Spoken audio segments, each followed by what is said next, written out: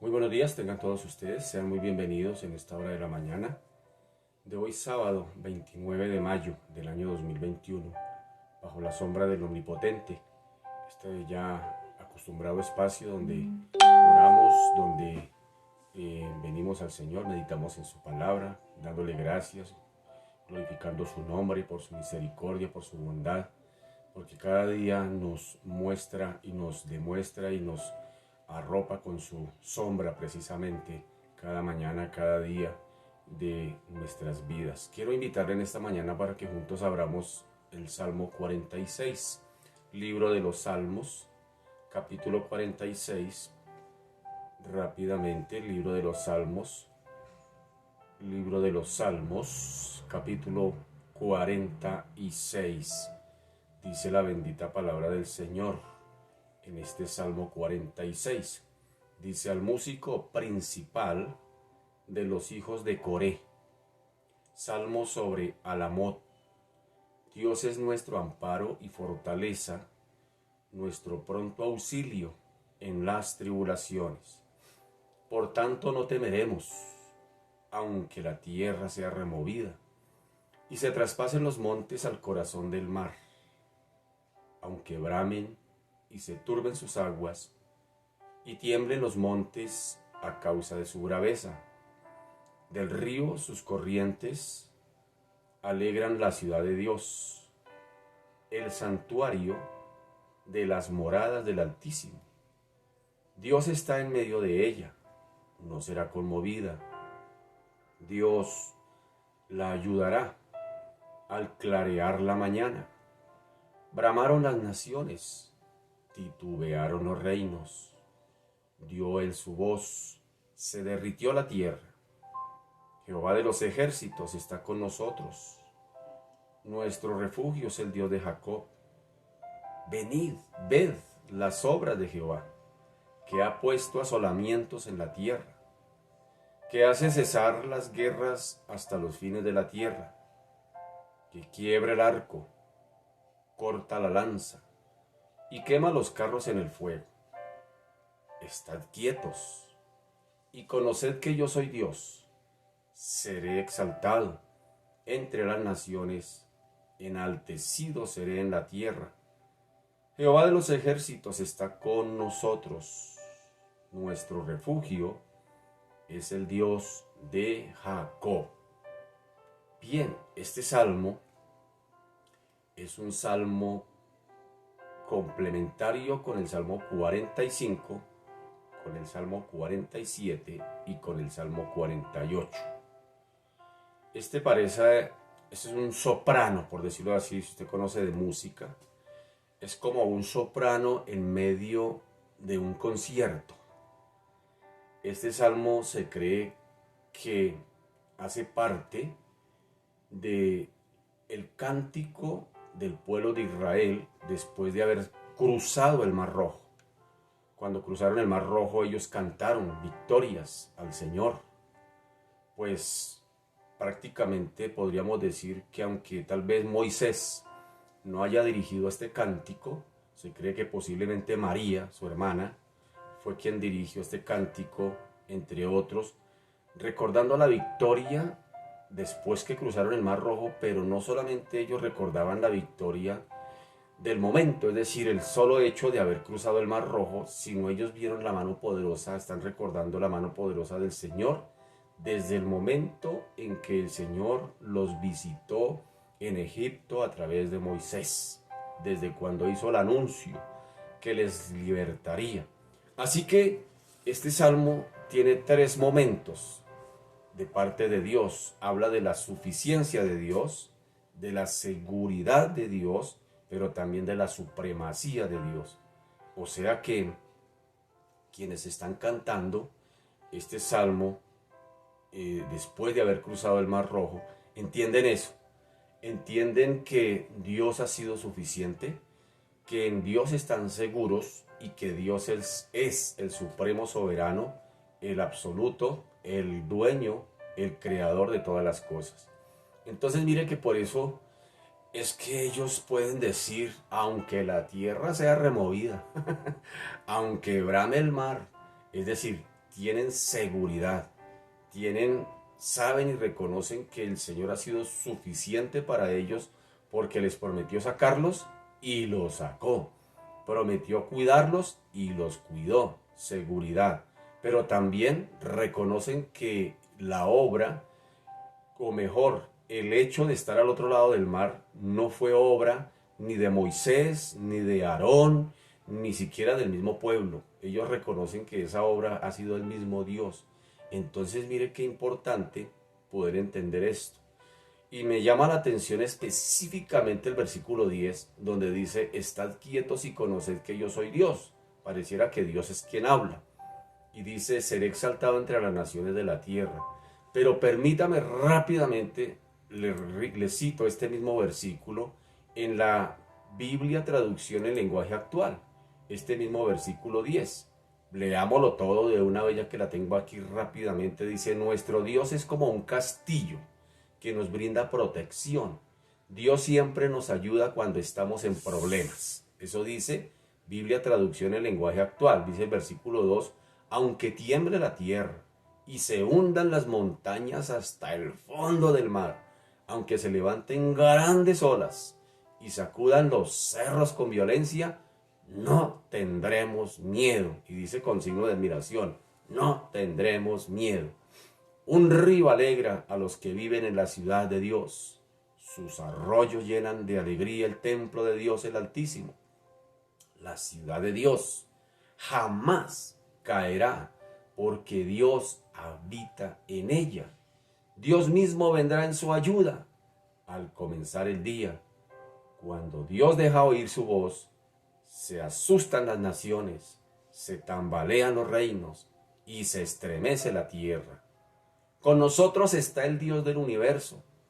Él es Dios de nuestro pueblo. Él es nuestro refugio. Y lo vuelve a colocar en signo de admiración. Y en signo de admiración dice lo siguiente. Vengan, vengan a ver las grandes maravillas que Dios ha hecho en toda la tierra. Hasta en los lugares más lejanos les puso fin a las guerras. Destrozó arcos y lanzas. Y echó al fuego los escudos. Y aquí está el verso citado, el verso 10, donde posiblemente el escritor estaba poniendo estas palabras en la boca de Dios mismo. Dice, y dijo, todas las naciones del mundo reconocerán mi grandeza. Reconózcanme como su Dios y ya no se peleen. Me llamó la atención esa parte. Y ya no se peleen, reconózcanme y ya no se peleen. Con nosotros está el Dios del universo. Él es Dios de nuestro pueblo, Él es nuestro refugio. Pero retomemos el versículo 10. Saben, hermanos queridos, hoy y más en nuestro país, vemos cómo todo el mundo se pelea. Todo el mundo reclama derechos, todo el mundo reclama su justicia, todo el mundo reclama su derecho de piso, todo el mundo cree tener la razón, todo el mundo defiende su postura y parecemos, perdónenme la expresión, parecemos perros y gatos. Se nos olvidó que somos ciudadanos colombianos. El soldado también, el policía también es un colombiano. Aún el habitante de calle, aún el que lanza bombas molotov, también es un habitante de calle. El gobernante, él es un colombiano. El gobernante también es un colombiano. Somos colombianos, pero sin embargo estamos peleados unos contra otros. Estamos que nos mordemos. ¿Sabe cuál es el problema? Como dijo el Señor aquí en el versículo 10, que no hemos querido reconocer a Dios. Entonces, todo el mundo está buscando reconocimiento de alguna manera. Yo defiendo mi derecho de piso. Yo creo tener mi razón. Y defiendo mi razón. Y defiendo mis ideales. Y nadie más los tiene. Pero si todos miráramos a Dios, la situación cambiaría. Podríamos decir, con nosotros está el Dios del universo. Y Él es el Dios de nuestro pueblo. Él es nuestro refugio. El problema está en que estamos ensimismados, todos mirando hacia nosotros mismos, defendiendo nuestra causa, nuestro ideal, nuestra razón. No queremos miramos al otro como enemigo, como amenaza. Y eso es lo que nos está pasando. como colombianos.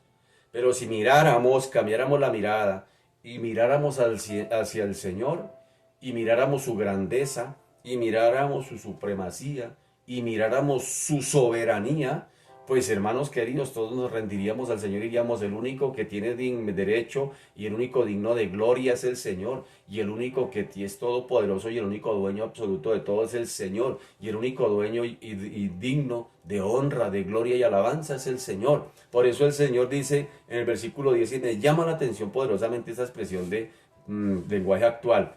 Dijo Dios: todas las naciones del mundo reconocen mi grandeza, reconózcanme como Dios, como su Dios, y ya no se peleen. ¿Sí nota? Es tremendo ese versículo 10 en la versión traducción del lenguaje actual. Qué tremendo. ¿Por qué nos estamos peleando? ¿Por qué no queremos reconocer a un Dios? Queremos es que todo el mundo nos reconozca. De hecho, todo esto que está pasando, pues todos los políticos que están haciendo, pues poliquitería. Están abonando puntos para cuando lleguen las próximas elecciones voten por él. Ellos defienden su causa. A ellos no les importa el pueblo. A ellos les importa son sus propios beneficios. Y el pueblo también defiende sus derechos. Justicia, justicia, justicia. Yo tengo la razón, dice el joven, pero yo tengo la razón, dice el abuelo. Yo tengo la razón, dice el trabajador. Yo tengo la razón, dice el estudiante. Y todo el mundo quiere defender su derecho. ¿Por qué? Porque todos nos creemos dioses de nuestra propia vida. Pero si reconocemos que es por encima de nosotros y que por encima de la autoridad del gobierno hay un gobierno más alto, la situación cambiaría. El problema está en que verdaderamente el ser humano reconozca que hay un Dios poderoso. Un día se dará, cuando Cristo aparezca por segunda vez y Él venga a establecer su reino y su gobierno teocrático. Entonces allí todos reconocerán que Él es el único Dios. Ese momento se dará, por supuesto, donde todas las naciones reconocerán a Dios, todas las naciones. Dice por allá Filipenses 2, que el Señor lo exaltó hasta lo sumo y le dio un nombre que significa autoridad, para que en ese nombre se doble toda rodilla, todo el mundo, de los que están en el cielo, en la tierra y bajo la tierra. Y dice, y toda lengua, todas las gargantas confesarán definitivamente que Jesucristo es el Señor. Desafortunadamente algunos para condenación, pero otros para salvación. Pero toda rodilla se doblará y toda boca confesará a Jesucristo. Tarde que temprano se dará. Entonces mire que el problema ahora no es otro, el no querer reconocer que hay un Dios. Todos queremos reclamar nuestros propios derechos y por eso son las peleas. Y me llama la atención cuando el Señor dice, todas las naciones del mundo reconocen mi grandeza, reconózcanme como su Dios y no se peleen. ¿Por qué están peleando las naciones? ¿Por qué se están peleando Israel? ¿Por qué todo el mundo pelea? Porque todo el mundo reclama sus derechos y no queremos reconocer que el único digno de todos los derechos es el Señor. Ese es el problema de la humanidad, no hay otro, hermano. No hay otro. El problema se llama egoísmo, egocentrismo. Todo el mundo cree y cree tener la razón y defiende su razón y defiende su causa. Que Dios nos ayude. Oremos para que algún día verdaderamente todos los hombres volteen a mirar al Señor y lo reconozcamos, porque una cosa es mirar a Dios, decir, sí, Dios existe, pero no pasa de ahí. Es reconocer y reconocer la grandeza de alguien, porque Él dice, reconozcan mi grandeza. Reconocer que hay otro más grande que uno, eso es humillarse, eso es bajar la cabeza. Reconocer que hay otro más grande que uno no es fácil. En el trabajo, en el estudio, aún en nuestras mismas comunidades cristianas. Todo el mundo quiere que lo reconozcan, que lo vean, que lo aplaudan. Nadie quiere bajar la cabeza, nadie quiere poner la cabeza para que le den un tajo, nadie. Nadie quiere reconocer al otro. Ese es el problema. Todos queremos el reconocimiento, más no reconocer al otro. ¿Sí me hago entender? Entonces ese es el problema de la humanidad. Egoísmo, egocentrismo. Pero no queremos reconocer que por encima de nosotros hay uno más grande, que es el mismo Señor, el creador de todo el mundo. Pero Él dijo, todas las naciones del mundo reconocen mi grandeza.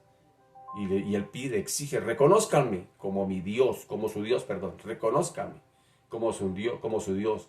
Entonces cuando eso suceda, ya no habrá peleas, ya no habrá peleadera, ya no las naciones de la tierra, los hombres de la tierra, los seres humanos, ya no nos pelearemos, porque sencillamente entenderemos, agacharemos la cabeza y sencillamente diremos que el único digno de gloria, de honra y poder es el Señor Jesucristo. Dios nos ayude. Padre, te damos gracias. Te bendecimos en esta mañana, Señor Dios de la gloria, y aquí nos presentamos delante de ti, Señor, reconociendo nuestro problema de orgullo. Señor Dios de la gloria, somos orgullosos por naturaleza. El que dice que no es orgulloso, ya lo está demostrando, ya lo está afirmando que lo es. El que dice yo soy humilde, está negando que no lo es, o está negando que lo es, está reflejando que es orgulloso. Todos los seres humanos lo somos, en alguna u otra medida. Todos los seres humanos, eso ya viene con nosotros, desde el momento en que nacemos. El egocentrismo, el egoísmo, el orgullo, son problemas que ya vienen con nosotros. Bien dijiste tú, bendito Señor, en algún momento, Padre amado, y decías, aprendan de mí, aprendan la humildad, aprendan la mansedumbre. Es decir, nadie nace siendo humilde en esta tierra. La humildad se aprende. Se aprende cuando aprendemos a reconocer que por encima de nosotros hay uno más grande, que por encima de nosotros, bendito Señor, hay alguien superior. Y cuando aprendemos a reconocer que, Señor de la gloria, tú eres el único digno de gloria, entonces allí es cuando podremos aprender a ser humildes. Con razón tú dices que el que se humilla delante de ti recibe de tu gracia. Que nos humillemos. Con razón tú le dices a tu mismo pueblo, Señor, allá después de que llegaron del cautiverio de Babilonia, humíllense delante de mi Dios, humíllense, si mi pueblo, y esa expresión como pidiendo, si se humillare mi pueblo, un condicionado, si se humillare mi pueblo, es decir, el pueblo de Israel no se quería humillar, era un pueblo orgulloso, aún después de haber llegado del cautiverio seguían siendo orgullosos, aún después Dios de la gloria del diluvio seguían siendo orgullosos, porque vio Dios que el pensamiento de los hombres era de continuo solamente lo malo. Y Pablo en sus cartas a los romanos ve que el ser humano sigue siendo orgulloso. Dice, no hay bueno ni aun uno. El problema de los hogares es precisamente el orgullo. ¿Por qué los divorcios? Porque nadie quiere rendir, nadie quiere agachar, nadie quiere reconocer la grandeza del otro. Ese es el bendito problema nuestro, Señor. No queremos reconocer que el otro sea más grande que yo. Es que yo no me dejo, es que yo reclamo mi derecho de piso, es que son mis justicias. Y ese es el problema nuestro, Señor, como seres humanos. El problema está en el corazón del ser humano.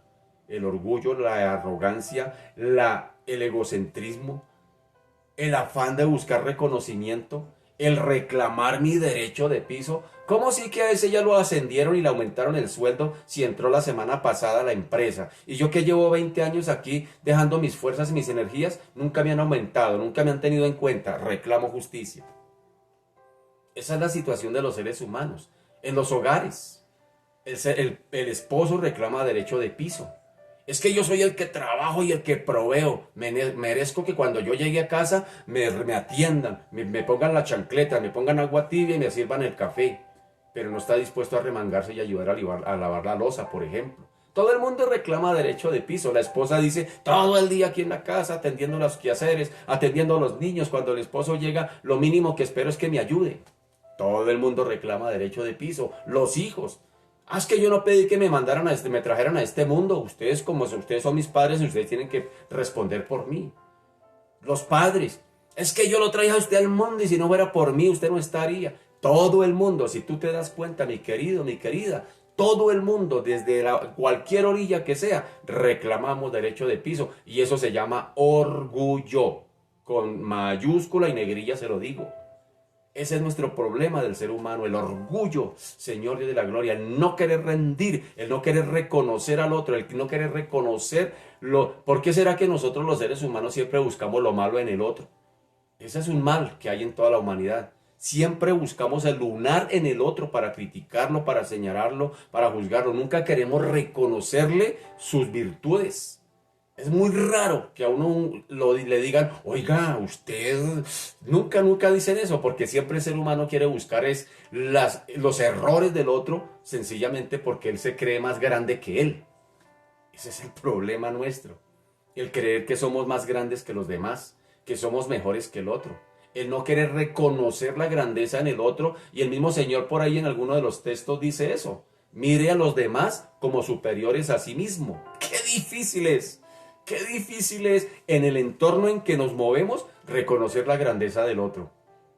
Porque todos los seres humanos buscamos eso, reconocimiento, buscamos que nos aplaudan, buscamos que nos tengan en cuenta, buscamos, no nos queremos mostrar vulnerables. Pensamos que si agachamos la cabeza, Señor, eso es sinónimo, Padre amado, de debilidad. Y bendito Señor, ese ha sido el problema de la sociedad. Caín no quiso agachar la cabeza delante de Dios, no quiso aceptar el reclamo de Dios. Y fue y se desquitó contra Abel. Y entró el primer asesinato en la tierra. Y entró la violencia en la tierra. A partir de eso, del orgullo de Caín. Ahí viene todo. Eva no quiso sencillamente agachar la cabeza delante de Dios. Con que Dios os ha dicho, le dijo la serpiente, que el día que coman de ese fruto van a morir. Que va, lo que pasa es que sabe Dios que el día que coman van a ser como Dios. Y ahí mismo Eva dijo, sí. Adán, ¿dónde estás tú? ¿Qué pasó, Adán? Ah, es que esa mujer que tú me diste, si nota, todo el mundo quiere ser grande, superior, mejor que el otro. Eso viene desde allá. Es un problema de la raza humana que siempre ha existido. Y solamente por eso es que Cristo tiene que volver aquí a esa tierra, a poner las cosas en orden, a poner la casa en orden. Un día volverás, bendito Señor, con tu reinado, bendito Señor, teocrático. Es decir, vas a poner aquí a establecer tu reino milenial. Y a algunos no les va a gustar esa clase de gobierno. Pero, Señor, se tendrán que someter. Tendrán que agachar la cabeza. Tendrán que definitivamente reconocerte, como dice Señor, reconózcanme, porque dice todas las naciones del mundo reconocen mi grandeza. ¿Cuándo irá a hacer eso? En el milenio. En el milenio. Todo el mundo, todas las naciones, todos tendrán que reconocer a Dios, pero no cualquier Dios, no un Diosito como dicen algunos. Ay, Diosito, no. Mi grandeza, dice el Señor. Y entonces será cuando, bendito Señor, Dios de la gloria, como dice por aquí mismo el mismo texto, que tú, dice, hasta en los lugares más lejanos les puso fin a las guerras, destrozó arcos y lanzas y echó al fuego los escudos. Dios mismo se va a encargar de eso. Dios mismo se va a encargar, bendito Señor, de poner ese orden mundial. Pero será en tu reinado milenial, será hasta cuando tú vengas. Mientras tanto, señores de la gloria, seguirán habiendo guerras, seguirá habiendo odio, resentimientos. Esto va, Señor, tiene que apuntar de mal en peor hasta que aparezca, Señor de la gloria, como lo llama Pablo, el inicuo, aquel hombre de pecado llamado el anticristo, y venga y les diga a estos seres humanos con un poder engañoso, y les diga, ahora sí apareció paz mundial y justicia social para todos. Pero van a ser engañados, y todo esto se tiene que dar. No podemos desconocer, bendito Señor, Dios de la gloria, que Dios de los cielos, Padre amado, todo lo que está sucediendo en nuestro mundo está apuntando a eso. Le está preparando el escenario al anticristo. Todo esto tiene que suceder, es un mal necesario. Pero Señor, nuestra orilla como iglesia, como pueblo de Dios, es orar. Es orar. Tú nos dijiste, Señor, Dios de la gloria, Padre Santo, dijiste, Señor, mientras tanto, velad y orad. Velad y orad, para que no entréis en tentación. Y posiblemente aquí cabe el caso, la tentación de no caer en el orgullo, de no caer en lo mismo, de estar reclamando derechos de piso, de estar reclamando mis derechos, de no querer reconocer al otro. Aún la iglesia puede caer en ese problema, el orgullo. Por orgullo Satanás fue echado del mismo cielo. Fue el orgullo lo que lo echó de allá. Dios no lo echó, fue su orgullo lo que lo echó. Por orgullo Judas tuvo que ahorcarse, un discípulo que anduvo con Jesús. No quiso agachar la cabeza, no quiso reconocer la grandeza de Cristo. Dijo, no, este que va a ser el Hijo de Dios. No quiso y por orgullo terminó suicidándose. Qué tremendo problema el orgullo. Y Satanás lo sabe muy bien. Y ha sembrado esa semilla en los corazones de los seres humanos. Y por orgullo todo el mundo reclama su derecho de piso. Por orgullo todo el mundo reclama su justicia. Y no quiere reconocer la grandeza del otro. No quiere ver mejoras en el otro. No quiere ver superioridad en el otro. No, yo no me dejo. No, es que yo y siempre. Y eso ha sido a lo largo de la historia. Y las naciones, los gobiernos se pelean porque quieren ser mejores que los demás. Y repito, hasta el día en que Cristo aparezca, todo esto desaparecerá. Mientras tanto, nos tocará aprender a convivir con todo esto y pedirte, Señor, que nos fortalezcas y pedirte, Señor, que nos guardes, que guarde nuestros corazones, bendito Señor, Dios de la gloria, del orgullo. Que no tengamos que ser echados de tu reino, como lo fue Satanás por orgullo. Que no tengamos que llegar con prepotencias ante ti. Esto es orgullo. Cuando el Señor dijo, muchos van a llegar ante mí, diciendo en tu nombre hicimos milagros, en tu nombre echamos fuera demonios. Pero ellos los que estaban reconociendo el nombre de Cristo cuando dicen en tu nombre. Ellos estaban buscando era el aplauso de Cristo. En tu nombre hicimos milagros, en tu nombre echamos fuera demonios. El Señor les dijo, ¿ustedes quiénes son? Yo no los conozco. Apartados de mí, hacedores de maldad. ¿Sí nota el problema del orgullo del corazón? Y a veces nosotros como pueblo de Dios también somos salpicados en eso. Ay, Señor, ya hice, ya oré, ya ayuné, ya hice, ya. Eso es orgullo. Querer buscar reconocimiento, aún del mismo Dios. Dios, guárdanos, ayúdanos, Señor, a aprender de ti.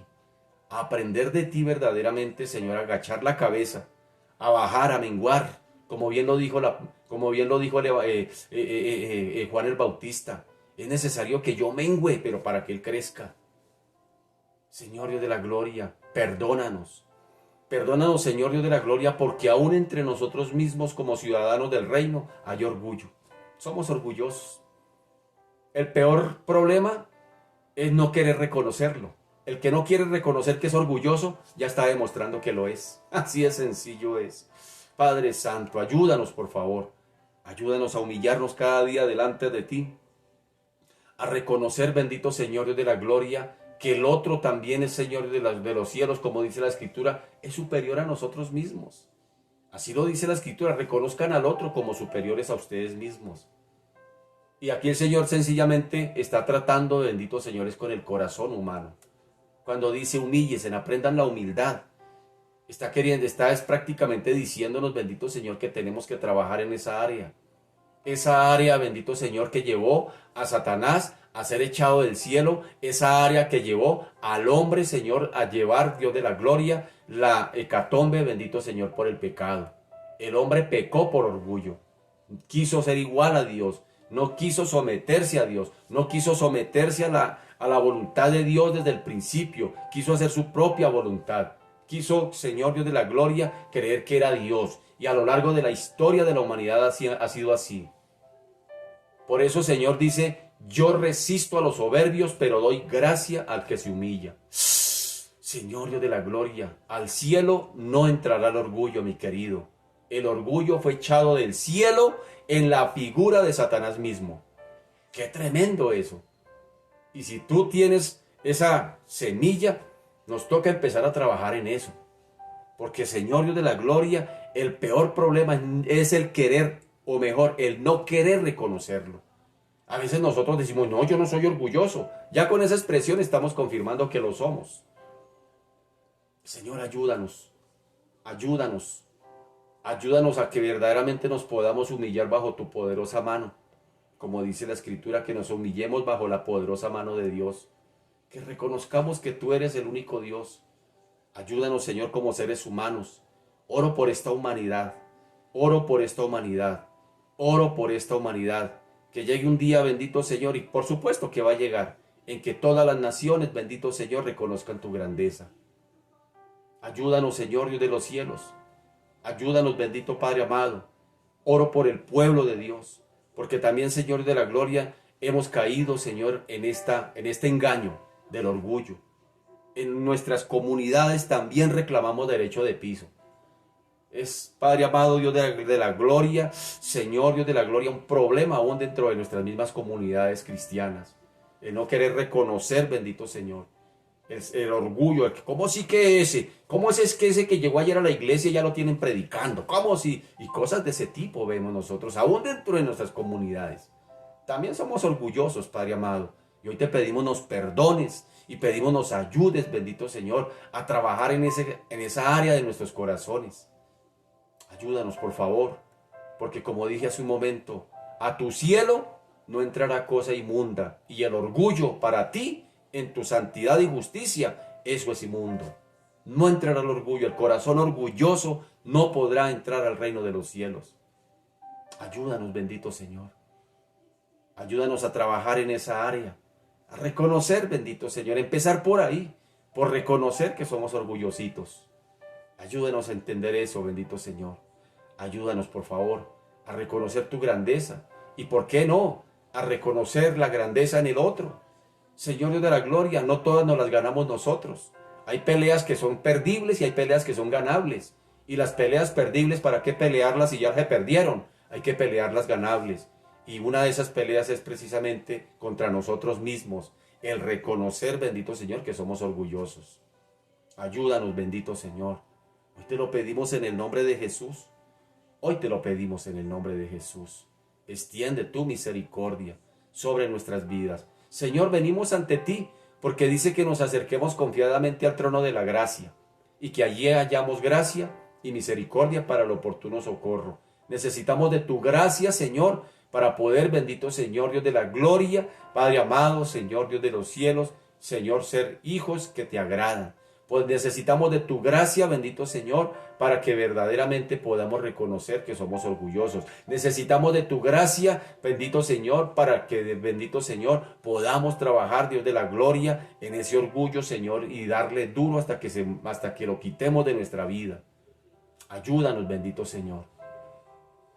Es la arrogancia en el corazón, el no querer reconocer que por encima de él hay un Dios poderoso.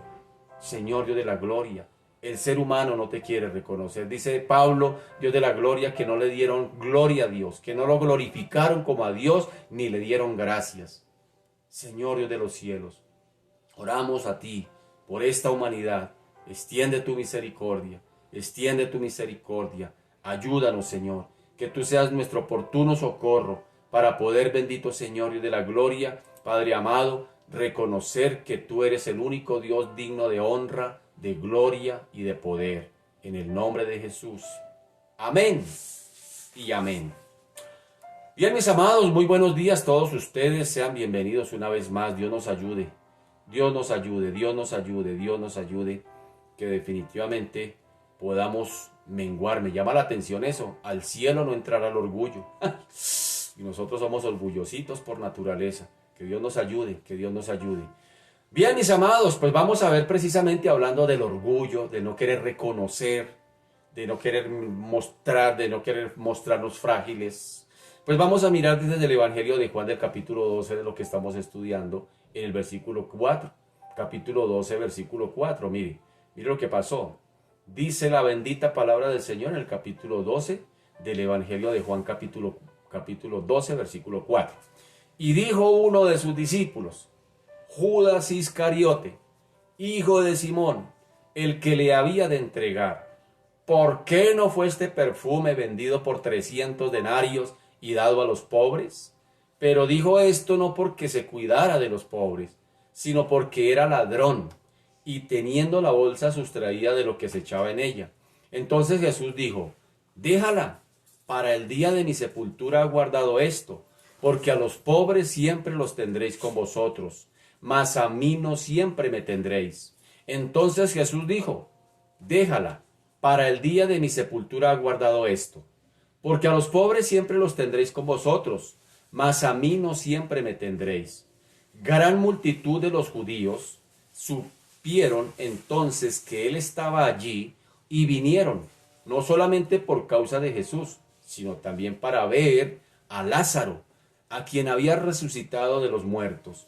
Pero los principales sacerdotes acordaron dar muerte también a Lázaro, porque a causa de él muchos de los judíos se apartaban y creían en Jesús. ¿Sí notan que hablando de orgullo aquí implícitamente lo encontramos en este texto que acabamos de leer? En Judas. ¿Cómo si esta mujer? ¿Cómo si que va a derramar ese perfume? ¿Cómo si que ese? En Judas, en los líderes religiosos. Aún en tal vez en los que estaban ahí compartiendo la mesa, había esa condición, el no querer, tal vez cada uno buscando su propio derecho de piso, buscando el reconocimiento de parte del Señor mismo. Entonces, un personaje aquí, como Judas, que fue apóstol, pero que ese apóstol también fue ladrón, pero que también fue traidor. Judas no solo era ladrón, no solamente fue apóstol, no solamente fue ladrón, sino también fue traidor. Por último, se descubrió que él era un traidor que iba a entregar al Señor. Eso se descubrió, dice el mismo texto, dice Judas, el que le iba a entregar, dice el mismo Juan, cuando escribe, dice, y dijo uno de sus discípulos, Judas Iscariote, hijo de Simón, el que le había de entregar. Si nota que ya el mismo apóstol Juan, ya en su escrito está plasmando que Judas era traidor, y más adelante dice que era ladrón, porque sustraía de la bolsa. Entonces, no solamente vemos a Judas aquí, Judas, uno de sus discípulos, es decir, el apóstol. Judas, el que le iba a entregar, traidor, pero también dice que Judas era ladrón. Entonces, mire, con ese calificativo escribe el apóstol Juan aquí refiriéndose a Judas. Parece increíble, ya lo hemos dicho, que una persona con esos privilegios de ser escogido por Dios para ser uno de sus apóstoles, para hacer parte de su equipo de trabajo, que había seguido con él, con ellos, durante casi 3 años, que había visto los milagros, que había sido partícipe de los milagros, que había sido partícipe de las enseñanzas de Jesús, que había disfrutado también de la comunión con Jesús, con ellos, porque Jesús dice que Él los llamó para estar con ellos, o mejor, para estar con Él. No era un discipulado de cada 8 días, no era un discipulado cada 8, es decir, de cada 8 días. Era un discipulado continuo, porque Jesús los llamó para que estuvieran con Él. Entonces no fue algo permanente. Entonces imagínense que durante 3 años conviviendo con una persona, pues uno aprende a muchas cosas de ella, aprende, se identifica con muchas cosas con ella, en esa continuidad. Porque como dije, no era una relación de 3 años de cada 8 días o de cada 15 días o que se vieran cada mes. No, era continuo. Es decir, convivían ellos y sabían de muchas cosas, aunque la Biblia no nos relata muchos detalles, pero me imagino que hubo muchos tiempos de regocijo, de esparcimiento, de descanso, donde disfrutaron, tal vez bañándose en el río Jordán, muchas cosas que disfrutaron que la Biblia pues no nos da esos detalles, pero nos da la libertad de poder pensar, que tal vez no solamente fue ministerio no fue solamente oración y ayuno, man. Tal vez durante esos 3 años hubo tiempo para el esparcimiento, para el descanso, para el conversar, para muchas cosas. Entonces mire que Judas tuvo que haber conocido muchas áreas del Señor. Lo mismo que el Señor, y entre todos ellos, con esa comunión, entre esos 12, que tuvo que haber habido una coinonía muy bonita, tal vez se aprendieron a conocer allí las asperezas como las de Simón el cananista, que tenía contra Pedro, porque eran de dos bandos diferentes, eso ya había sido limado, todas esas cosas. Cuando el Señor los mandaba a predicar el evangelio de 2 en 2, muy seguramente todas estas cosas hacía que la coinonía entre ellos y hacia Jesús creciera.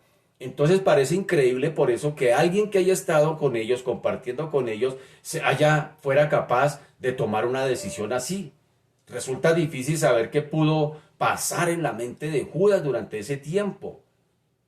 A lo largo de ese tiempo, ¿qué pudo haber pasado en Judas? ¿Qué pudo haber corrido por su mente? ¿Qué pudo haber pasado por la mente mientras compartía con ellos, mientras estaba disfrutando, digámoslo así, o siendo partícipe de los milagros, mientras estaba predicando también el evangelio, mientras escuchaba las enseñanzas de Jesús, mientras veía los milagros de Jesús, mientras él mismo participaba de los milagros de Jesús? ¿Qué podría estar cavilando en la mente aquí Judas? ¿Qué podría estar pensando él?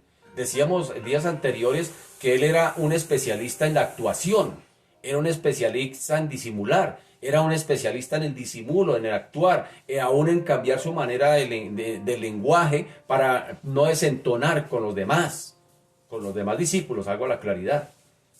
Entonces, el hecho de que, por ejemplo, a pesar de su aparente religiosidad, a pesar de que tal vez su lenguaje lo identificaba con uno de ellos, a pesar de ser partícipe de los milagros y todas estas cosas con el Señor, pues la verdad es que a pesar de estar conviviendo con ellos por durante casi 3 años, la verdad es que nunca había rendido de verdad su corazón al Señor. Ese era el problema. Ese era el problema de Judas. Pudo haber participado, compartido con cada uno de ellos, disfrutado de los privilegios de estar con el Señor, disfrutado de los privilegios de ser instrumento en las manos del Señor, como en el caso de la multiplicación de los panes, donde el Señor partió el pan y le dio a sus discípulos. Imagínese usted ahí que usted es uno de los discípulos que está recibiendo de manos del Señor el pan sobrenatural.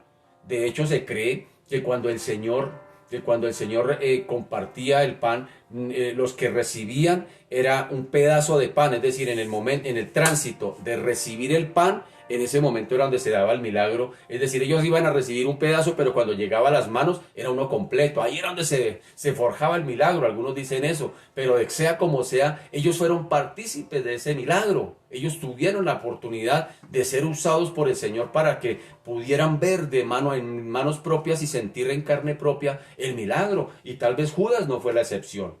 Tal vez Judas también estuvo ahí en todo eso. Entonces podríamos ver allí que definitivamente el problema de Judas era que nunca había rendido. Lo que estábamos hablando del orgullo. No estaba dispuesto. Es decir, Judas era orgulloso y no estaba dispuesto a rendir su corazón delante del Señor o al Señor. Y por eso fue que vino todo lo demás. Quizás se sintió después defraudado porque él buscaba el beneficio propio. Ante las declaraciones de Jesús se ve defraudado cuando Jesús dice que era necesario que él muriera, que tendría que ser entregado en manos de pecadores. Probablemente eso fue lo que lo llevó a tomar la decisión, a apresurar su decisión, a cambiarse de bando. Tal vez posiblemente él sabía que los judíos ya lo estaban buscando, había un edicto. Quien sepa dónde está Jesús, vengan y lo cuentan al Sanedrín, vengan y lo cuentan, recompensa, cualquiera que sepa dónde está ese Jesús, vengan y lo informan al Sanedrín. Es decir, él sabía, se había dado cuenta, Judas se había dado cuenta que muchos de los seguidores de Jesús habían sido expulsados de la sinagoga. Todo eso lo sabía y todo eso tal vez Judas lo cavilaba y tal vez dijo, no, yo aquí como que estoy en peligro, porque cuando vengan a apresar, si lo encuentran, pues yo también voy a sufrir las consecuencias de ser seguidor de Cristo. No, yo como que mejor tomo la decisión acertada, como que gano más vendiéndolo. Por lo menos me dan 30 monedas de plata, por lo menos saco tajada, porque eso eran las intenciones posiblemente de Judas. Así como María quería rendir su vida, la mejor de las ofrendas a Jesús, Judas, mientras tanto, en la otra orilla, buscaba la forma de sacar tajada de Jesús, como pasa con algunos de las personas, ¿no? Muchas de las personas vienen a Jesús a saber qué les va a dar, a sacar tajada de parte de Jesús, pero no dan nada. No rinden nada, no están dispuestos a darle nada a Jesús, nada, ni tiempo, ni nada, solamente buscan a Jesús para que les dé, pero no están dispuestos a dar nada, a rendir nada a Jesús. Pues ese era Judas. Judas no estaba dispuesto a rendir nada al Señor, más bien estaba buscando la forma de cómo sacaba provecho.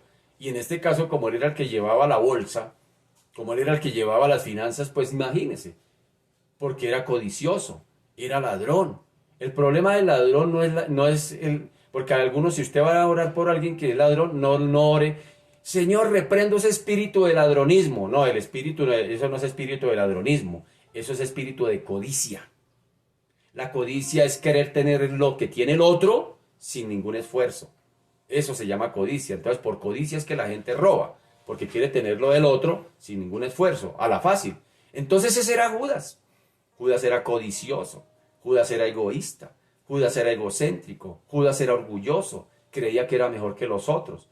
Así que cuando él ve todo eso, que no podría sacar definitivamente provecho más tajada de Jesús, porque Jesús había dicho que iba a morir, entonces dice que más bien aceleró su decisión de ir a entregarlo. Y nos lo registra el apóstol Marcos. El evangelista Marcos nos lo registra, dice, entonces Judas Iscariote, uno de los 12, fue a los principales sacerdotes para entregárselo. ¿Sí? Ellos al oírlo se alegraron y prometieron darle dinero, y Judas buscaba la oportunidad para entregarlo. Así que sobre esta cuestión, algunos han pensado, lo decíamos en los días anteriores, que algunos han pensado que fue que el Señor escogió a Judas y que ya Judas estaba predestinado para esa condición. Fue que el Señor escogió a Judas para que Judas entregara al Señor, no tenía alternativa. Pero esto no fue así. Esto no fue así. Judas no fue predestinado para que entregara al Señor, aunque estaba dentro de los planes del Señor. No fue así. Juan simplemente ya lo está explicando porque iba a hacerlo en un futuro inmediato. Recordemos que habíamos hablado de que el evangelista Juan escribe, es decir, cuando Juan escribe su evangelio por allá en el año 85, 90 más o menos después de Cristo, pues este acontecimiento ya había sucedido hacía más o menos unos 50 años atrás. Por lo menos unos 50 años atrás, cuando Juan se sentó a escribir todas las experiencias que él tuvo con Jesús, la vida de Jesús, y lo que finalmente dice, si escribiera todo lo que Jesús hizo, no bastaría, todas las cosas no cabrían en los libros del mundo, pero en este libro, en mi libro que estoy escribiendo, dice el apóstol Juan, en mi libro que estoy escribiendo, el Evangelio de Juan, estas quedaron plasmadas para que la gente crea y vean las señales y crean, y creyendo tengan vida eterna. Es decir, deja por sentado. Y durante su escrito, pues deja el relato de que 50 años atrás había un condiscípulo con él que entregó al Señor, y cuenta el relato porque él ya lo había visto de primera mano 50 años atrás. Entonces ahí, desde esa perspectiva, no cabe la posibilidad de que Judas hubiese sido predestinado para entregar a Jesús, que mejor dicho fue prácticamente estuvo en una situación digámoslo así de dificultad, que el Señor sencillamente pues no había oportunidad de salvarse, pero al contrario de eso, el suceso ya había ocurrido, y sin embargo Judas sí era responsable. Aunque él hubiese entregado al Señor, recordemos que Judas también tenía la capacidad de tomar decisiones. Es decir, Judas también, como cualquier ser humano, es responsable de sus decisiones. Y las decisiones que Judas tomara llevaría consecuencias. Y si Judas hubiese entregado al Señor o como lo entregó, pues ya estaba la consecuencia. El Señor fue apresado y fue muerto por el Sanedrín, por los soldados romanos. Pero si Judas también hubiera tomado la decisión de arrepentirse delante de Jesús, delante del Señor, se hubiera arrepentido, créame que el Señor lo hubiera también salvado. Judas se hubiera salvado. Él tuvo toda la oportunidad como la tiene cualquier mortal en esta tierra. No hay un solo pecado en esta tierra que no sea perdonado por la sangre de Jesús, que no sea lavado por la sangre de Jesús. El problema no está en que el pecador no, o mejor, está en que el pecador, como lo dije hace un momento, el problema del orgullo, el no querer reconocer que somos pecadores. El ser humano no quiere, ese es el problema. El ser humano es orgulloso y el ser humano no quiere reconocer que Cristo murió por sus pecados. Dice, no, yo no soy pecador. Y lo que pasa es que el Señor allí quiere simplemente acusarme y no está dispuesto a rendirse, a humillarse delante de un Dios justo, delante de un Dios santo. No está dispuesto a humillarse. Por eso es el problema del hombre. No sé si a usted le haya pasado, pero yo recuerdo cuando no era cristiano.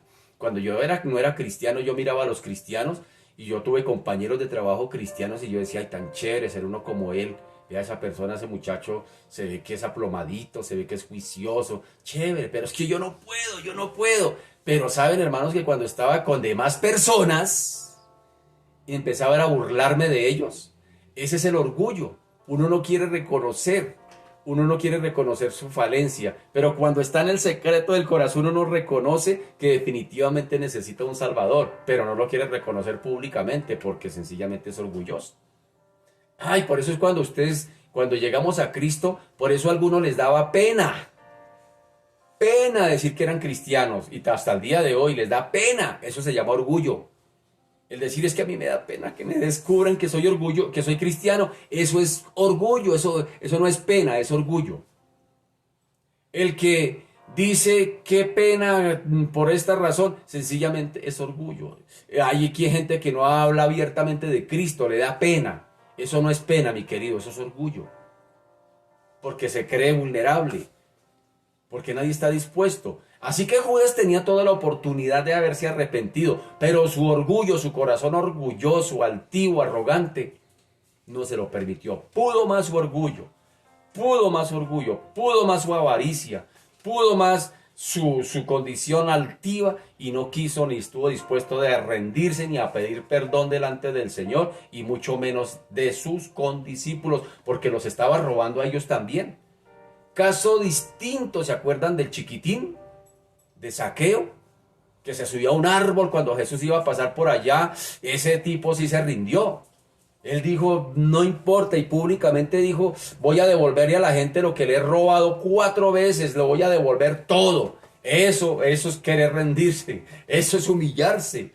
Porque a veces nosotros decimos, y lo hemos dicho varias veces, que a veces es más fácil decir delante de Dios es fácil decirle a Dios y allá en los secretos, sí Señor, yo soy pecador, soy pecador. Pero ¿qué si otro viene y nos lo grita en la cara? Que somos pecadores. Inmediatamente nos enojamos, inmediatamente reaccionamos porque no estamos dispuestos. Delante de Dios, como no nos ve, no lo vemos por ningún lado mejor. Pues sencillamente nos es más fácil decirle, Señor, perdóname que soy pecador, soy muérgano. Pero ¿qué tal si otra persona viene y nos grita en la cara, usted es un pecador? Inmediatamente, usted atrevido, ¿qué le pasa? Sí, eso es orgullo. Eso es orgullo. Entonces, esa era la situación de Judas. Judas sabía, siempre se había, tal vez había prepotencia en él de creer que si entre los discípulos había alguien merecedor de un puesto de privilegio era él. Que si había alguien más piloso entre los discípulos era él. Que si había alguien más inteligente, más letrado posiblemente entre los discípulos era él. O sea, él era el que quería siempre estar arriba, él no estaba dispuesto a menguar, a humillarse delante de los demás discípulos, decirles, sí muchachos, aprovecho esta cena aquí en el aposento alto, hoy me humillo, hoy reconozco que les he fallado, muchachos, mi querido Jesús, reconozco que te he fallado. Eso no estaba dispuesto a hacerlo Judas, su orgullo le ganó. Qué tremendo, como lo hemos venido diciendo, por orgullo fue que Satanás fue echado del cielo. Por orgullo fue que Eva pecó. Por orgullo Adán no quiso reconocer su pecado delante de Dios cuando el Señor dijo, Adán, ¿dónde estás? Fue la mujer, ella fue. Por orgullo. Tremendo ese problema en el corazón y Satanás lo sabe muy bien.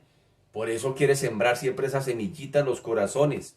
Y nosotros como pueblo de Dios no somos eximidos. Estamos hablando de Judas, un hombre que estuvo con el Señor, que compartió con el Señor, fue partícipe de los milagros, predicó el evangelio que el Señor les envió a predicar, fue partícipe de muchas cosas con el Señor, muchos privilegios, y sin embargo había un problema en su corazón, el orgullo. Dios nos guarde, mis queridos, Dios nos guarde, porque el camino hacia arriba, hacia el cielo, el camino hacia el cielo es bajando. El camino hacia el cielo no es subiendo. ¿Cómo se ve aquí? Esto es sin mí. No, el camino hacia arriba, el camino hacia el cielo es bajando, mi querido. Todos los días debemos machacarlo, darle duro. Y el peor problema en el creyente es el no querer reconocerlo. Y vemos como ejemplo a Judas. Su orgullo lo llevó a la desgracia, al suicidio. Y si se fue para el suicidio, si se fue sin Cristo, ¿qué cree usted que pasará con Judas cuando pase allá al final del milenio? Y los muertos van a resucitar para que en carne viva sean juzgados por Dios y echados al lago de fuego, donde estará Satanás, el falso profeta y el anticristo. Allá va a parar también. Dios nos guarde, mi querido, Dios nos guarde definitivamente. Que nos pongamos serios, que ya dejemos de jugar al evangélico, hermano. Esto no es cuestión de religiosidad, esto es cuestión de práctica, de ser coherentes en nuestra vida cristiana, mi querido. Así que, miren que Judas, pues no le importaba criticar despiadadamente a esta mujer, no le corría sangre por la cara para que delante del mismo Jesús empezara a criticarla, a juzgarla. ¿Cómo así que está entregando lo mejor? ¿Cómo así que mire lo que está haciendo esta? Tampoco tuvo reparos en despreciar al mismo Señor, porque con su actitud de criticar, al criticar a María por lo que está haciendo hacia Jesús, pues también de paso está despreciando a Jesús. Eso es como cuando usted le dice, ¿y tanta oradera para qué? Pues sencillamente no solamente lo está criticando a usted, sino que están despreciando al Señor a quien usted ora. Eso le estaba pasando a Judas. A Judas solo le preocupaba esa cantidad de dinero que se estaba desperdiciando, 11 millones de pesos, como ya le hemos hecho la cuenta. 11 millones de pesos se estaban evaporando ante los ojos de este codicioso. Pues eso fue lo que lo llevó a la reacción que tuvo de criticar a María y a su paso, pues a menospreciar a Jesús. Y fue en ese momento cuando Jesús intervino. Fue allí donde Jesús se para a defender, no a defenderse a sí mismo, sino para proteger y demostrar a la vez su aprecio por lo que María estaba haciendo. Verso 7 le dice, entonces Jesús dijo, déjala. ¿Sí nota? Se lo dice a Judas, déjala. Para el día de mi sepultura ha guardado esto, porque a los pobres siempre los tendréis con vosotros, mas a mí no siempre me tendréis. El Señor apreciaba aquella ofrenda de amor de María y la devoción con que lo hizo. Ya lo hemos hablado. Por eso salió en su defensa y cortó aquí bruscamente las críticas de Judas. Y esto nos anima también a nosotros a entregarle al Señor sin reservas lo que somos y lo que tenemos, sabiendo que aunque el mundo nos censure por lo que hacemos, sin embargo contaremos con el aprecio de Cristo. Aunque el mundo te señale, y ese por qué tanto ora, y ese por qué tanto le sirve al Señor, y mire cómo lo tiene, y mire que a pesar de que no ve nada, sigue ahí de evangélico, sigue ahí siguiendo a su Señor, sigue fiel a su Señor. Pero hermano, eso deberíamos aprenderlo de María, que entregó todo sin reservas. Ella no le importó la crítica de Judas, no le importó el señalamiento, no le importó el murmullo tal vez de los otros, porque tal vez muy seguramente, posiblemente muchos, no solamente Judas criticó, él lo hizo abiertamente, pero tal vez entre los demás había murmullo, mírelo, señalamientos, había cosas de ese tipo. Y podríamos pensar que Judas fue mal lanzado. ¿Por qué? Porque su orgullo lo impulsó, lo animó a pararse y a hacer un reclamo allí rápidamente. ¿Cómo así que va a derramar ese perfume? Así que vale la pena rendir lo mejor de nuestras vidas, sin importar lo que digan los demás, sin importar lo que digan las personas. Yo creo que a ti te han criticado, te han señalado, a todos los que nos hemos vuelto cristianos nos han señalado, en algún momento nos han criticado. Y mire ese evangélico, y mírelo, y eso que está enfermo, y mire cómo ora. Y eso que está enfermo, y allá va cojeando para la iglesia, pero allá va. ¿Qué importa, hermano, lo que digan, hermano? Usted lo importante es que sabe quién es su Señor. La tiene clara. Hebreos 6:10 dice, porque Dios no es injusto para olvidar vuestra obra y el trabajo de amor que habéis mostrado hacia su nombre, habiendo servido a los santos y sirviéndoles aún. Qué tremendo. Hebreos 6:10, anótelo ahí, Hebreos 6:10, para que se anime. Hermano, que nos critiquen, que nos señalen. Yo tengo un lema: al árbol que no da frutos, no le tiran piedras. Y si a usted lo critican, lo señalan, lo juzgan, le hacen mala cara, alégrese, bienaventurado. Recuerda ahora que estamos hablando del Sermón del Monte. Bienaventurados cuando los vituperen por causa de mi nombre. Aleluya. Así que si usted se siente vituperado, alégrese.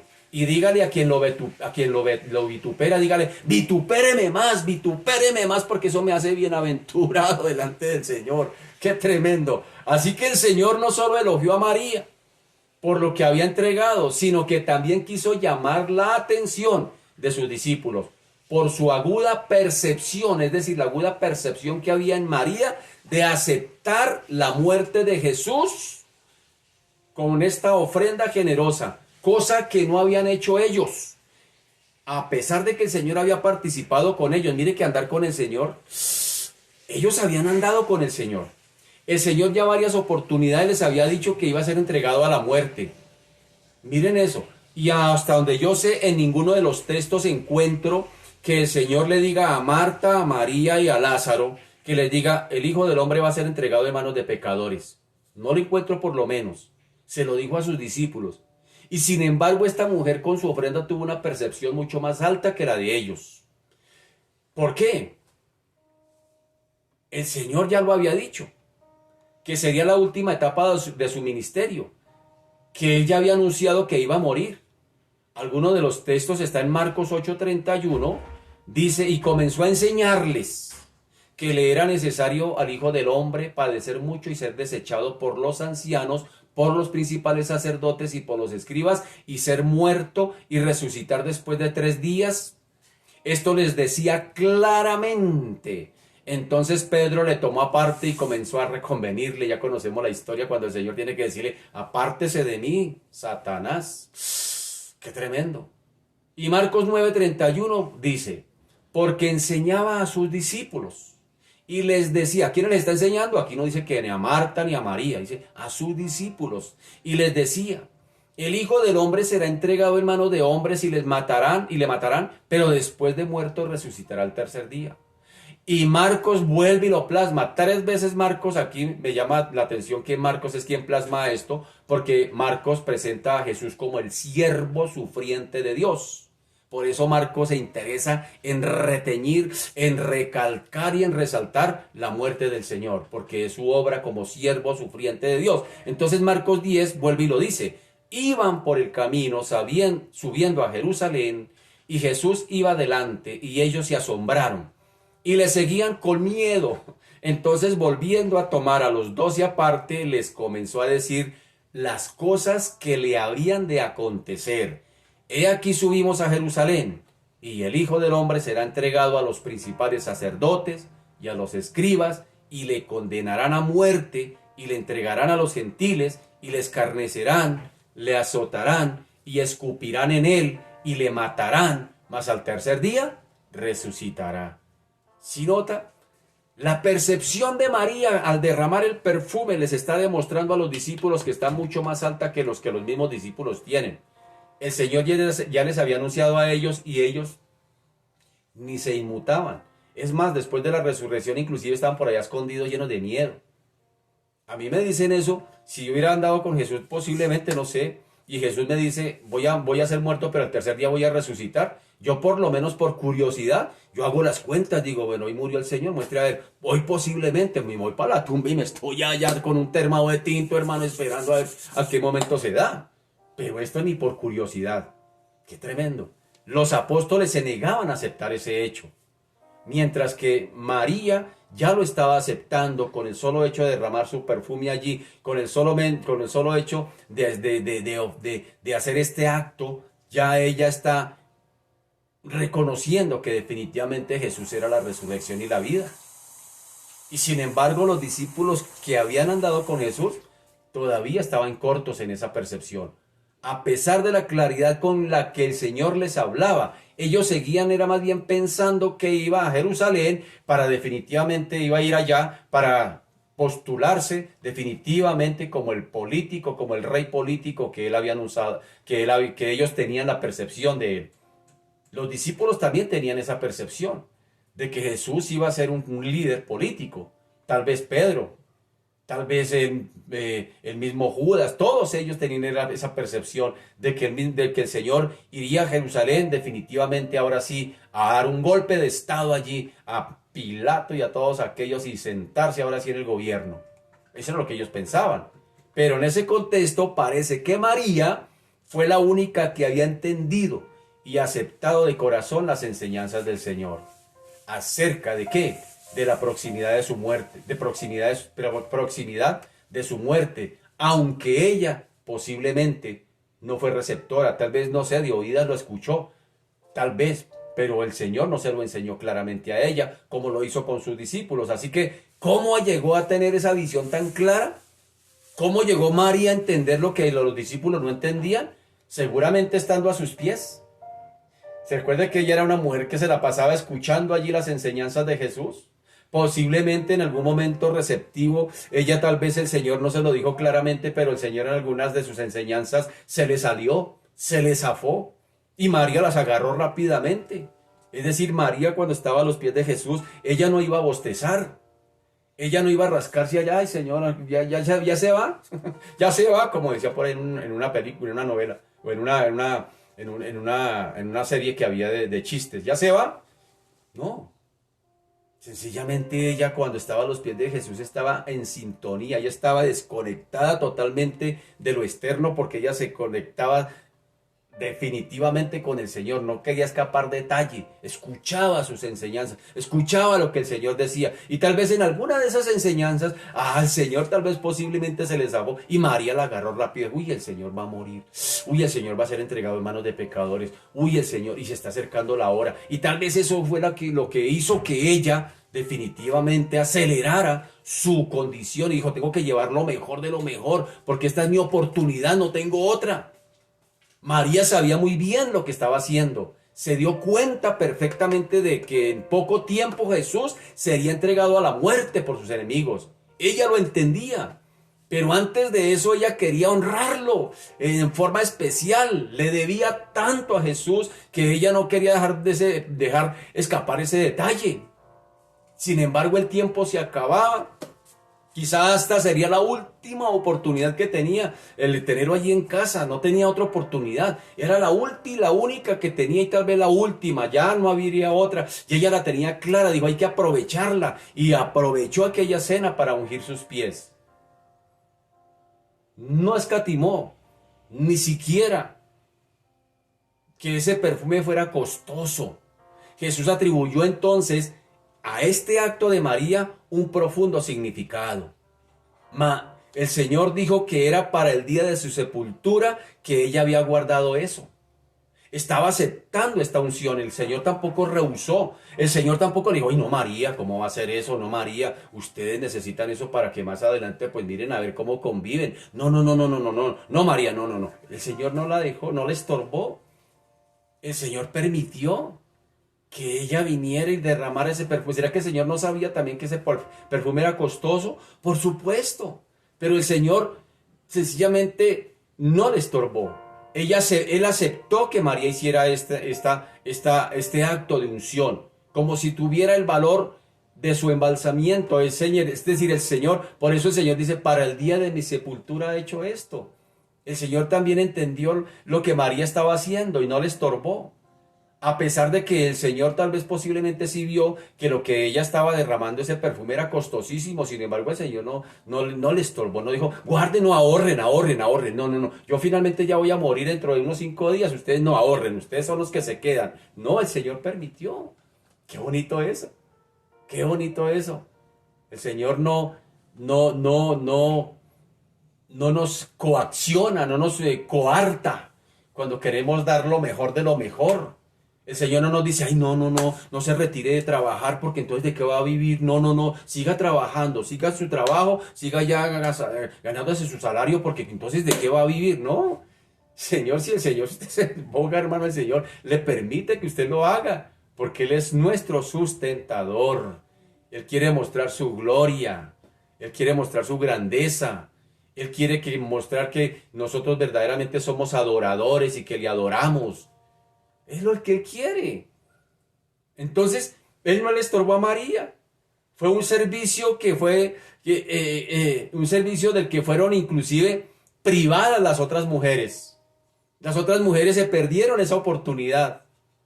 Ellas cuando fueron al sepulcro, pues fueron al sepulcro y fueron allá con ungüentos y fueron allá con todo este tema y se les aplaude también a estas mujeres ese acto. Pero se perdieron el privilegio que tuvo María. Ay, mire el privilegio de la mujer que está a los pies de Jesús. El que está a los pies de Jesús quiere dar lo mejor y no quiere perderse oportunidad para adorar y servir a su Señor. Estas mujeres fueron allá, por supuesto. Leámoslo y con esto termino. Dice Marcos 16. Cuando pasó el día de reposo, María Magdalena, hago la claridad que no es la misma María que está ungiendo al Señor con este perfume, sino que es otra María. María Magdalena, María la madre de Jacobo y Salomé compraron especias aromáticas para ir a ungirle. Y muy de mañana, el primer día de la semana, vinieron al sepulcro, ya salido el sol. Pero decían entre sí, ¿quién nos removerá la piedra de la entrada del sepulcro? Pero cuando miraron, vieron removida la piedra que era muy grande. Y cuando entraron en el sepulcro, vieron a un joven sentado al lado derecho, cubierto de una larga ropa blanca, y se espantaron. Mas él les dijo: no os asustéis, buscáis al Nazareno, el que fue crucificado, ha resucitado, no está aquí, mirad el lugar en donde él o donde le pusieron. Se les aplaude a María Magdalena, María la madre de Jacobo y a Salomé. Se les aplaude que hayan ido allá. Claro, por supuesto que sí. Pero María, la hermana de Lázaro, la hermana de Marta, fue más privilegiada. Hermano, esto me hace recordar que a veces se da que los muertos no pueden oler flores. Lo que hay que hacer, hay que hacerlo en vida. Y esto lo aprendió María. María dijo: esta es la oportunidad. Voy a ungir a mi Señor, no cuando esté muerto, lo voy a ungir en vida. En vida. En vida. Y también hay una enseñanza para nosotros. A veces en los cementerios están las mejores flores, los mejores arreglos florales. Pero a veces no nos queda tiempo ni espacio para llevarle un ramito de flores, por ejemplo, a la mamá. Mañana que es el Día de la Madre. Cosas de ese tipo pasan. En los cementerios usted encuentra ya esos mariachis allá tocando. ¿Y cuando le llevamos una serenata a la persona amada? Entonces, hermano, a veces pasan cosas de ese tipo, ¿no? Cosas de ese tipo también podemos aprender aquí. Pero aquí el meollo del asunto es que María tenía claridad lo que estaba haciendo. Ella no lo estaba haciendo sencillamente por hacerlo. Ella lo estaba haciendo porque tenía bien presente quién era su Señor y quería adorarle. Y posiblemente esa era la última oportunidad que ella tenía y había que aprovecharla, y lo hizo. Y lo hizo. Y lo hizo. Así que próximamente, nuestra próxima intervención, vamos a mirar por qué María aprovechó la oportunidad y por qué aprovechar las oportunidades. Y vamos a hablar de eso, que a veces se nos van, se nos escapan, las dejamos ir. Bien, dejémoslo hasta ahí, mi querido hermano, amiga. Dejémoslo hasta ahí, porque el tiempo ha marchado. Padre, te damos gracias, te bendecimos, te glorificamos, te exaltamos, Señor. Dios de la gloria, como bien hemos orado en esta mañana, Señor, ayúdanos a reconocer, Padre amado, quién eres tú. Señor, ya hemos visto las dos orillas que tú nos has presentado y con las que hemos aprendido. De Judas también aprendemos. De Judas aprendemos, bendito Señor, aunque lo criticamos, aprendemos, bendito Señor, que el orgullo nos puede llevar a la ruina, bendito Señor. Que el orgullo nos puede llevar a perdernos inclusive oportunidades de servirte a ti de una manera mejor. De, Señor de la gloria, hacer para ti lo mejor de lo mejor. El orgullo inclusive nos puede llevar a no adorarte, a no servirte, Señor de la gloria. Pero de María aprendemos, bendito Señor, que era una mujer que tenía discernimiento, una mujer que tenía sensibilidad, era una mujer de búsqueda, una mujer que siempre estaba a los pies del Señor. Y esto nos enseña a nosotros, Padre amado, Dios de la gloria, que el Señor no le revela sus planes y propósitos a todo el mundo. Él no le revela a todo el mundo le habla, a todo el mundo, aún a los inconversos les habla. Pero el Señor sus secretos más secretos se los revela a quienes están a sus pies. Por eso el Señor dice: entra en el lugar secreto.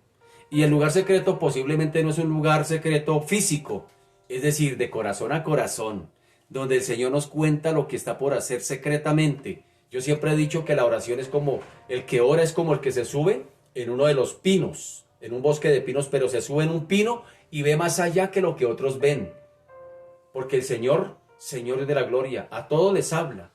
A todos les habla en una iglesia, cuando van a culto, a todos les habla, pero no a todos les revela su secreto de lo que está por hacer. Solamente aquellos que buscan estar en su presencia, aquellos que buscan estar a sus pies, como lo hace cada uno de mis hermanos, que se conecta cada mañana, que viene cada mañana, que se afana, que bota las cobijas lejos y se levanta y viene a los pies del Señor. A esos es el Señor, les cuenta lo que está por hacer. No se lo cuenta que va el domingo a bostezar a la iglesia o a cabecear mientras está predicando la palabra. Se lo cuenta a esos que vienen a sus pies, a esos que se preocupan por buscar presencia del Señor. De eso aprendemos de María.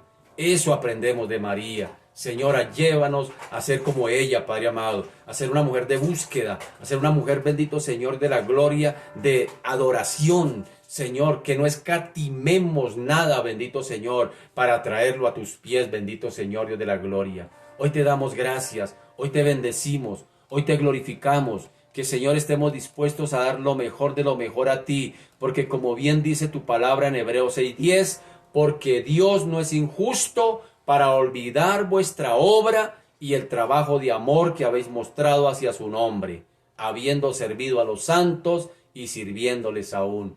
Tú no eres injusto, tú te acuerdas de lo que hacemos, nada de lo que hacemos para ti se quedará sin recompensa. Bendito y alabado sea tu nombre, ahora y siempre por los siglos de los siglos. Amén y amén. Bien, mis amados, se nos ha ido el tiempo. Recuerde que mañana domingo estaremos en nuestro templo, 9 de la mañana, transmitiendo también por estos medios de Facebook Live para quienes no puedan asistir al templo. Así que un feliz fin de semana, un abracito para todos, muchas bendiciones, mis amados. Chao.